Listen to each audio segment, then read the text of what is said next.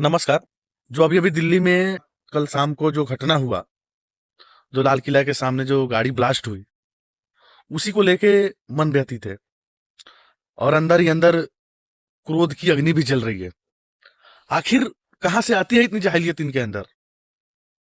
और जो लोग इनको इनका समर्थन करते हैं, उनके अंदर एक जाहिलियत कहां से आती है? वो तो अपने धर्म का काम करते हैं, उनको जो धर्म में उनके धर्म में जो उनको बताया जाता है वही काम करते हैं।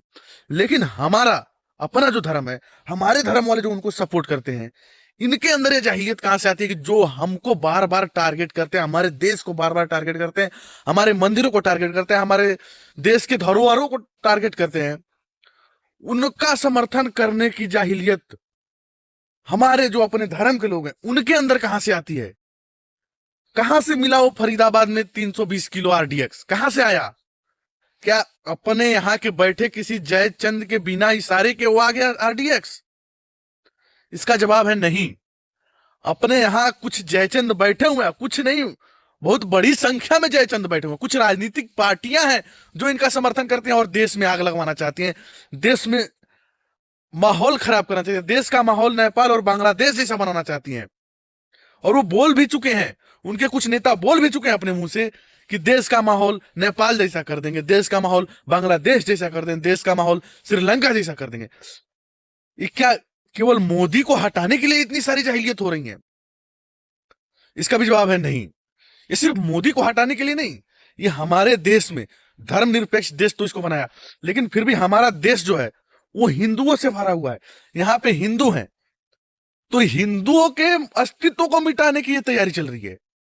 या तो हिंदू मुसलमान बन जाए, ईसाई बन जाए, नहीं तो फिर मरे मिटे।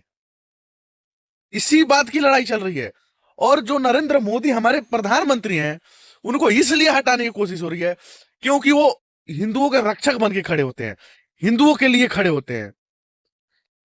तो ये जाहिलियत जो उनके अंदर भरी जाती है, वो उसके बहुत बड़े बड़े ट्रेनर हैं भाई। उनके धर्म में उनको धर्म गुरु बताया जाता है, जो कि इतनी जाहिलियत सिखाते हैं, जाहिलियत भरते हैं लोगों के अंदर।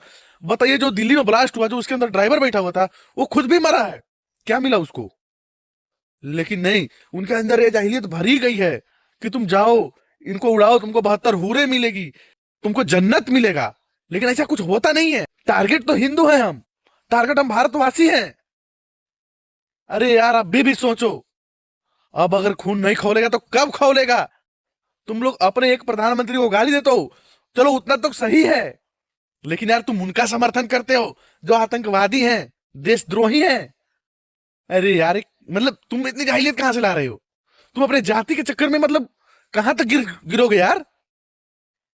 और उन पाकिस्तानी भड़वो दल्लो साले, उनके जो हमारे भारत में भी जो राजनीतिक पार्टियां कुछ बैठी है, जो उनके दलाली करती हैं, जो भड़वे उनसे हमारे देश में ही हमला करवाती हैं, उन भी दल्लों को बता देना चाहता हूं, तुम्हारी भी ये जाहिलियत चलेगी नहीं। जल्द से जल्द कोई ऐसा व्यक्ति आएगा जो तुम्हारी जाहिलियत को जमीन से नष्ट करेगा, फिर तुमको समझ में आएगा। तुम ये जो कुर्सी के चक्कर में जो जाहिलियत कर रहे हो ना, ये बहुत बुरी चीज है यार। तुम यार देश के साथ खड़े नहीं होते, हम तुमको देशभक्त कैसे बोले, और देशद्रोही बोल देते हो, तुम लोग को बुरा लग जाता है। अरे देश के साथ खड़े हो जाओ यार, अभी भी भारत माता की जय बोलकर कूद जाओ यार देश के साथ, देश के लिए।